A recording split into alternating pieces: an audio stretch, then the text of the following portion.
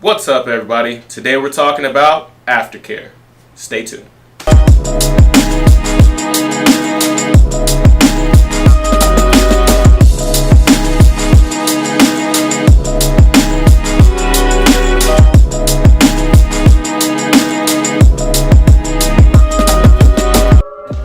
Before we get into aftercare, let's look at the basic structure of your skin and how your body heals wounds. Our skin is made up of 3 layers. The epidermis, or outer layer of skin, creates our skin tone, provides a waterproof barrier, and protects us from pathogens. It is comprised of scale-like skin cells that are firmly stuck together that flake off as they regenerate and take the place of the fallen. The new skin cells are made up of lower layers of the epidermis. Right beneath the epidermis is the dermis layer, which cushions the body from stress and strain. The dermis is made up of collagen and elastic fibers, and below that is the subcutaneous hypodermis layer, which is made up of loose connective tissues and fat. When you damage your skin, your body will slow the blood flow to the affected area. Then blood platelets, plasma, and proteins will form a scab to protect the area. When you get a tattoo artist uses a tattoo machine to inject ink through your epidermis, and then it sits in your dermis layer of your skin. How your skin reacts to the ink depends on several factors.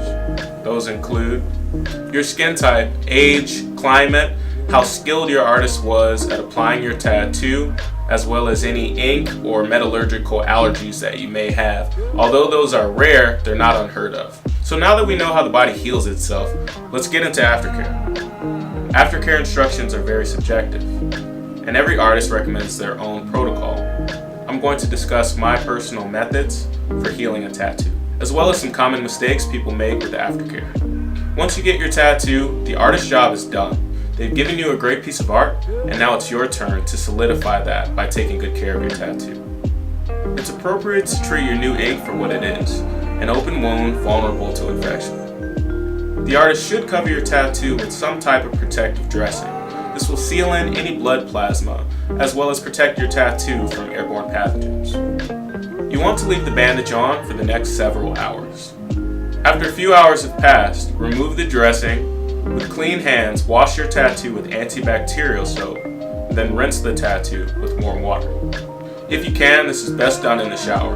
Personally, I like to stay in the shower a while and let the warm water open up my pores and flush out as much blood plasma as possible. After you've cleaned your tattoo, it's important not to contaminate it, so avoid drying it with any towels, as these may harbor bacteria, and we don't want to rub any bacteria into your tattoo. If you must dry your tattoo, try to let it air dry, or use a clean paper towel. Now that your tattoo is clean and dry, the next step is to moisturize your new tattoo. There are many things that can be used to moisturize your new tattoo. Probably 2 of the most commonly used items would be Aquaphor and A&D ointment. Both of these are petroleum-based products that help maintain a thin layer of moisture if used properly. If you are using a product like Aquaphor, it's important to use it in small amounts and rub it into the skin the same way you would lotion. If you use it in large amounts and let it sit on top of your tattoo, this will suffocate your pores and lead to an infection. There are also more natural alternatives for moisturizing your tattoo. I've had good experiences with organic coconut oil as well as raw shea butter. Non-scented hand lotion is a good alternative as well. Okay guys, so after we moisturize, you're pretty much solid for the rest of the day. It is helpful to remain vigilant and keep an eye on your tattoo for the next 48 hours. You may notice a pinkish fluid begin to build up on the surface of your tattoo. This is blood plasma. And as we discussed earlier, blood plasma is a building block of a scab. If a scab forms, a scab can crack, which ultimately will result in you getting your tattoo touched up, as well as prolong the healing process. So, if you see any blood plasma begin to rise during this 48-hour period, rinse your tattoo off with warm water, then reapply your moisturizer thinly. If your tattoo artist did their job correctly, after this 48-hour window, you should pretty much be out of the woods as far as any major scabbing is concerned. It's important to stay on top of your aftercare with a daily regimen until your tattoo has fully healed. Your daily aftercare regimen is as follows. With clean hands, wash your tattoo twice a day, in the morning and at night, preferably in the shower. Throughout the day, maintain a thin layer of moisture on your tattoo. If it looks dry, if it feels dry, if it feels tight, if it itches, it's time for a little TLC and to apply that moisturizer. UV exposure is very damaging to a fresh tattoo, so we want to avoid the sunlight for the next 6 weeks until your tattoo is completely healed. Pools, tubs, lakes, rivers, and any other bodies of water harbor bacteria and other possible infectious material, so we want to avoid submerging your tattoo until it's completely healed.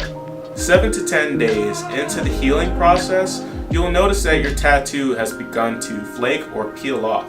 Don't worry, this is a normal part of the healing process. Once this stage is passed, you'll notice that your tattoo is less vibrant or less bright.